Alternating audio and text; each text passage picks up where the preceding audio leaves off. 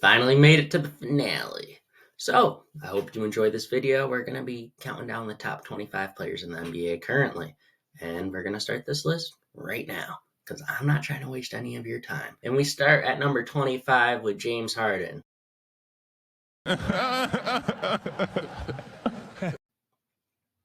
Just kidding. Get your trash out of here, bro. The real number 25 is De'Aaron Fox. He is going to be top 20 after the Kings go crazy again next year, but I didn't want to put him too high because he is my second favorite player in the NBA. Trying to limit bias as much as possible. Fox is probably deserving of a little bit higher of a placement on this list, but you know who else is after last year? Jalen Brunson, who falls to us at 24. After the Knicks postseason, I think Jalen Brunson has to be in the top 25. He cooked the Cavs like they were his breakfast, and if Julius Randle wasn't playoff Randle again, they would have made it to the conference finals. But Randle is his co-star, so he and the Knicks got cooked. You know who else is always cooked, but for different reasons? Brandon Ingram, who falls to us at 23. This man, Brandon Ingram, is a bucket, and he is way overlooked for no reason. Watch out for him next year, especially since the NBA isn't drug testing for marijuana anymore. If you know, you know. From one underrated player to another, we move from Brandon Ingram to Pascal Siakam. Pascal Siakam is way better than anybody will give him credit for, and that is really crazy to me. Bro is so nice at the game of basketball and keeps getting better every year. You know who else is really nice at basketball? Anthony Edwards. Anthony Edwards is him. He doesn't even want to play basketball and still gives your favorite team 30. Funniest and most entertaining player in the NBA right now, and to not have him in the top 25 would be dumb. Speaking of dumb, we got Ja Morant falling just one spot ahead of Anthony Edwards at number 20. Ja Wick just can't put down his blick. He should probably be higher, but considering he won't even be playing the first 25 games, I think having him here is fine. How you about to disrespect Trae Young and put him at 19, J Hoopa? J Hoopa answers this by saying he loves two-way players, and Trae Young is a one-dimensional offensive player that can't guard a leaf falling from a tree.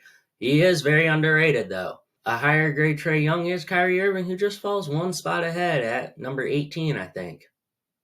18. Kyrie Irving should be higher, but he is also terrible defensively, but he is just better than Trae Young, in my opinion.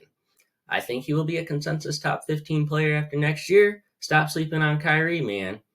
At least Kyrie has justifiable reasons for missing games, unlike Mr. Buns, aka Zion Williamson. Zion is at 17 because he does need to stay away from the buns. Yes, I'm talking about both types of buns, hot dog and hamburger buns, and you already know the other kind. Chris Paul is at 16. Well, Chris Paul 2.0. Chris Paul 2.0 is Donovan Mitchell, because no matter how good his team plays in the regular season, they have a series of unfortunate events in the playoffs that leads to a heartbreaking ending. This year's heartbreaking ending came directly from losing to the team you actually wanted to play for in the Knicks. Now, Mitchell would have been top 15 if SGA and Dame didn't exist, but they do exist. The gap between SGA and Dame is very close, but I think Dame is still better, so SGA comes in at 15 and Dame is at 14.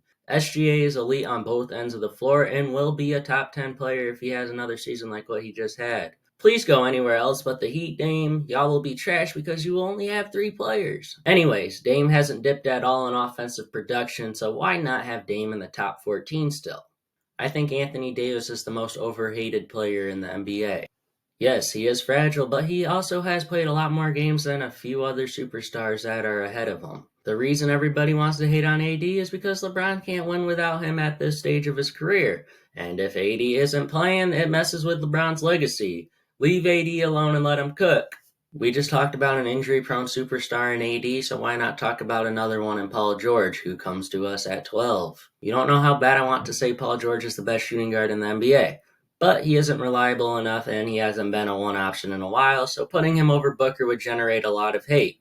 Now, I still think Paul George is the best shooting guard and is better than Devin Booker, and I say that as a Suns fan, because I think Devin Booker is becoming a little bit overrated. KD is the best player on the Suns, and Booker is just getting off very easy because every team is more focused on KD now.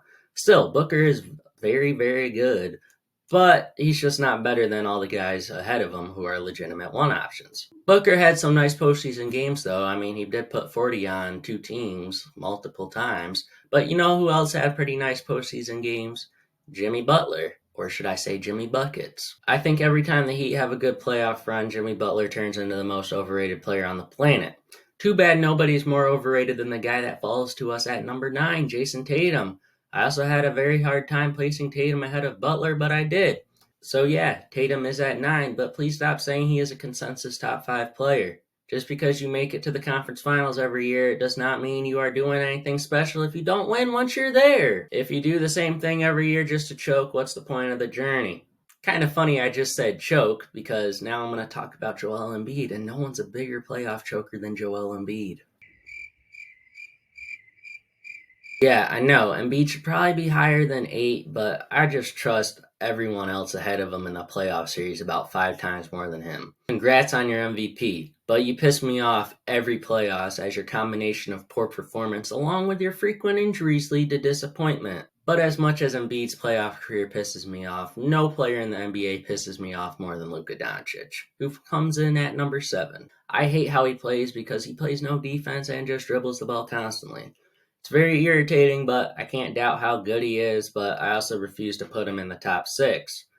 Luka might be better than the guys I have at 4 and 5 at the end of the year, but the guy at 6 will still be ahead of him after next year. The guy at 6 is none other than the super team fiend Kevin Durant. Give KD a full season with the Suns and minimal injuries, and he will be a top 5 player soon enough. I say minimal because, let's be honest, we all know he ain't playing more than 50 games next year in the regular season, and if he does, the Suns will probably be a top 3 seed in the West. LeBron James at 5 seems reasonable. Some people have him higher, some people have him lower. He can flat out dominate games for runs in ways that only the top 5 players in the NBA can, and he still hasn't hit a decline yet. So, he is still better than a lot of players in the NBA. There are just 4 ahead of him. One of those 4 players is Kawhi Leonard, who comes to us at 4. Kawhi Leonard is definitively top 5, and this isn't really bold at all if you ask me. It is just a fact. Bro cooks everybody when he is healthy and guards the best player on every team while scoring a light 30. Yes, this man is a robot. Too bad he just malfunctions a lot, leading him to be on the injury report constantly. Steph Curry could steal your girl in a hurry. If he's running around the court, you won't see him since he's super blurry. Thank God I'm not a rapper because those bars were trash. And Steph Curry comes in at number 3 because that jumper is cash. Steph Curry is the best guard in the NBA, and don't argue with that statement. I really just don't see how you think Luka is better than him right now, but I guess y'all do. Some of y'all at least. But Curry is number 3. And he would be in the top 2 if it wasn't for Nikola Jokic, who is my number 2, even though a lot of you might have him as your 1. I have no problem with that, but Giannis is my best player in the NBA, and he is number 1 on this list. As I said earlier, I love two-way players, and I love how Giannis can play defense and how he can't shoot to save his life, but he can still go for 40, 20 games while dishing out 10 assists. Bucks haven't been back to the finals because Giannis has had no second option. Kind of like how Jokic was without Murray. Just pointing that out. And that officially concludes part 6 of 6. And we are officially done with this series. I do want to announce that the NBA did leak the script to me. And I do have the script. And that is going to be a video coming out soon. So if you're interested for that, turn on post notifications so you don't miss when I break down the NBA script and tell everybody what's going to happen next year.